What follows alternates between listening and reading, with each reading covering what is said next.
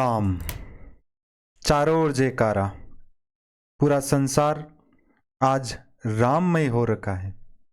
ऐसा लगता है जैसा त्रेता युग में हम हो और राम जी का जन्म हुआ हो। चारों ओर राम नाम की गूंज। अयोध्या, जहां प्रभु श्री राम का त्रेता युग में जन्म हुआ था, कलयुग में फिर से होने जा रहा है। उत्सव शुरू हो गया है। अयोध्या में रामलला की प्राण प्रतिष्ठा का उत्सव शुरू हो गया है। हिंदू संस्कारों में जन्म से लेकर मृत्यु तक राम का नाम किसी ना किसी तरह जुड़ा हुआ है। राम नाम का क्या अर्थ है? संतों, विद्वानों ने अपने अपने हिसाब से अनेकों व्याख्याएं की है, लेकिन राम सर्वव्यापी है। अनेकों नामों से इनको पुकारा गया है। तैत्तिरीय आरण्यक नाम के ग्रंथ में राम शब्द का अर्थ पुत्र बताया है। इसके श्लोकों में पुत्र को राम कहा गया है। ब्राह्मण संहिताओं में रमन्ते सर्वत्र इति राम है, यानी जो सभी जगह रमा हुआ है वही राम है। संस्कृत व्याकरण और शब्दकोश कहता है रमन्ते का अर्थ ही राम है, अर्थात जो सुंदर है, दर्शनीय है, वही राम है। मनोज शब्द जो भी राम से जोड़ा जाता है, मनोज का अर्थ है मन को जानने वाला, जो मन को जानता है वही राम है। हिंदी के व्याख्याकार कहते हैं जो आनंद देने वाला है, संतुष्टि देने वाला है, वही राम है। कुछ विद्वानों की व्याख्या यह भी है कि चार भाइयों में भरत धर्म, शत्रुघ्न अर्थ, लक्ष्मण काम और राम मोक्ष के प्रतीक हैं। अतः राम का एक नाम और है, क्या? मोक्ष। एक अर्थ और है, राम दो अक्षर और एक मात्रा से मिलकर बना हुआ है। रे, आ और मैं। रे से रसातल यानी पाताल, आ से आकाश और मैं से मृत्युलोक यानी पृथ्वी। जो पाताल, आकाश और धरती तीनों का स्वामी है वही राम है। संस्कृत व्याकरण के मुताबिक रम धातु में घय प्रत्यय के योग से राम शब्द बनता है। रम धातु का अर्थ है रमण, निवास करना। वे प्राणियों के हृदय में निवास जो करता है वही राम है। जगत गुरु स्वामी रामभद्राचार्य कहते हैं रमन्ते कणे कणे इति राम है। जो कण कण में व्याप्त है वही राम है। विष्णु सहस्त्र नाम पर अपने भाष्य में आद्य शंकराचार्य जी ने कहा है नित्यानंद स्वरूप भगवान में योगी जन रमण करते हैं, इसलिए वे राम हैं। प्रभु श्री सीताराम जी के अनेकों राम हैं। नाम है मर्यादा पुरुषोत्तम, जो मर्यादाओं में रहता है वही राम है।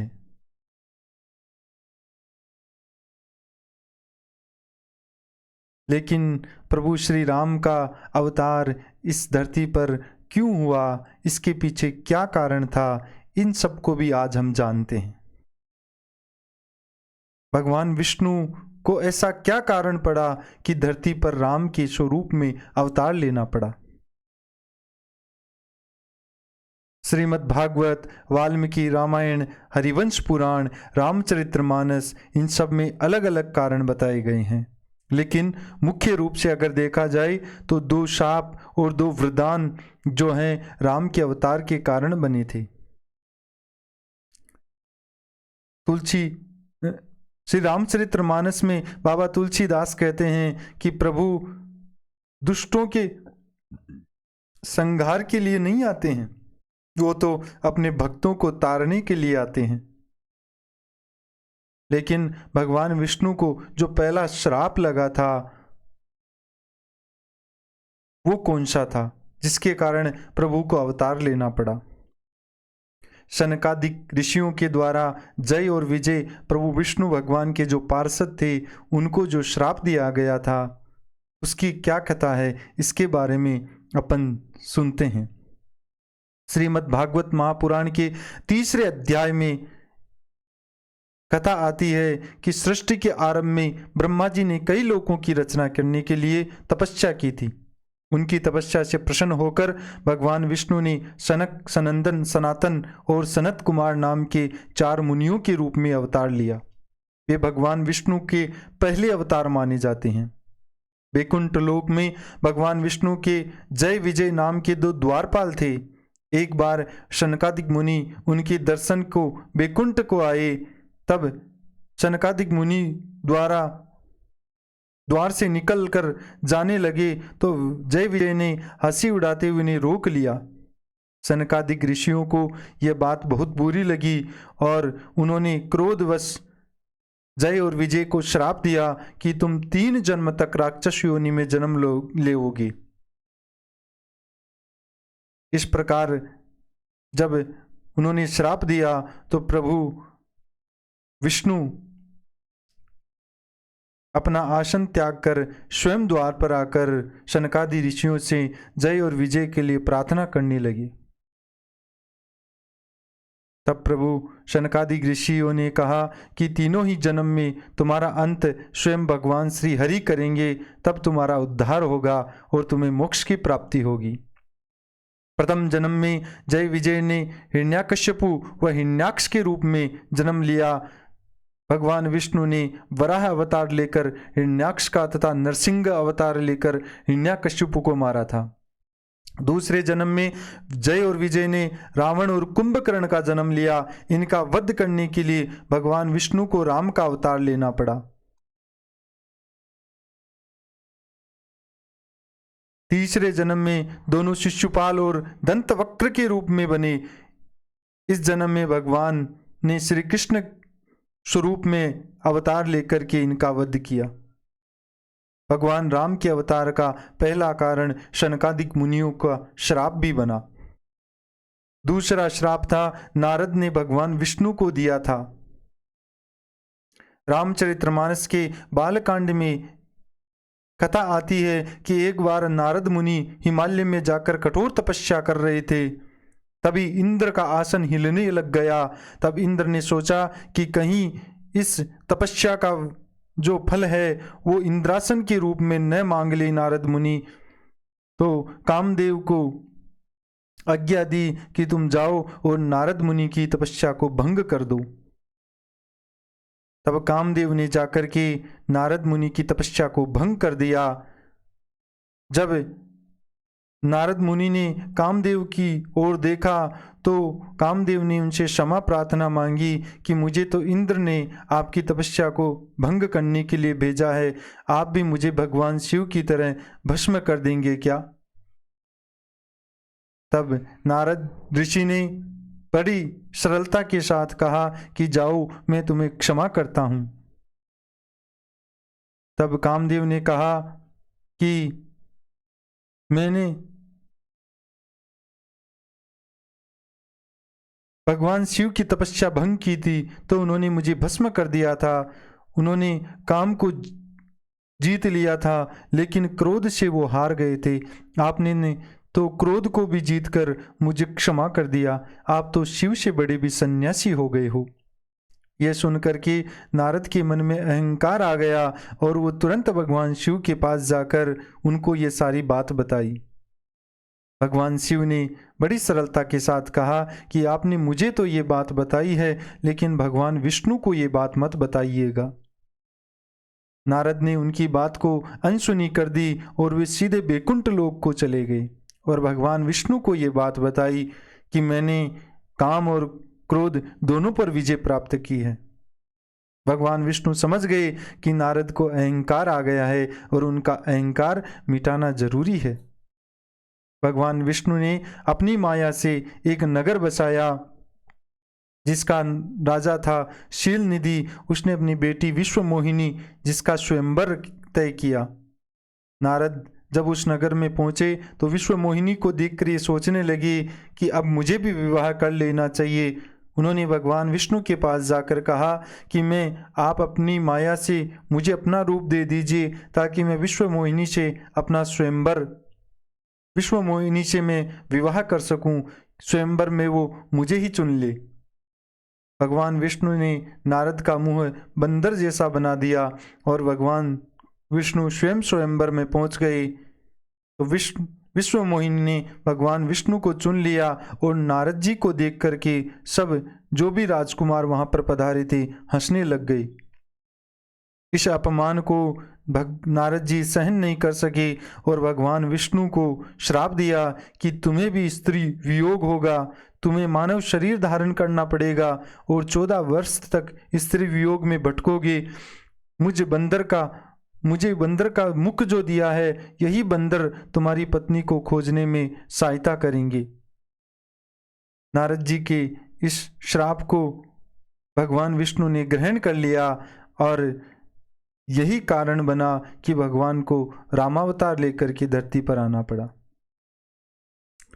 2 श्राप के बाद में 2 वरदान भी ऐसे थे जिनके कारण प्रभु को धरती पर अवतार लेना पड़ा था। पहला वरदान भगवान विष्णु ने मनु और शत्रुपा को दिया। श्रीमद् भागवत पुराण में कथा आती है कि सतयुग में मनु और शत्रुपा जो ब्रह्मा जी के ही अंश से उत्पन्न हुए थे, दोनों ने संतान प्राप्ति के लिए भगवान विष्णु की वर्षों तक तपस्या की। उनकी तपस्या से खुश होकर भगवान विष्णु प्रकट हुए और उन्होंने मनु और शत्रुपा से पूछा कि क्या वरदान चाहिए। दोनों ने कहा कि भगवान हमें आप जैसी संतान ही चाहिए।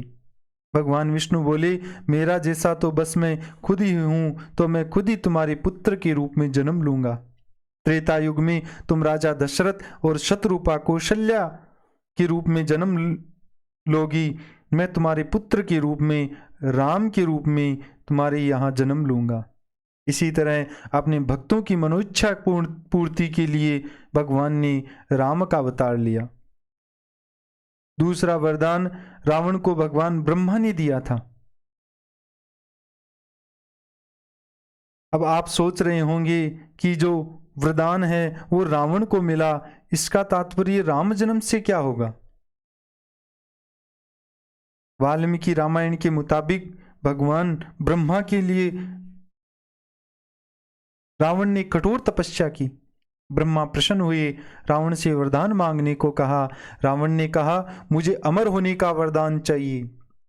ब्रह्मा जी ने जवाब दिया कि इस संसार में कोई भी अमर नहीं है, तुम अमर कैसे हो सकते हो, मरना तो सभी को होगा।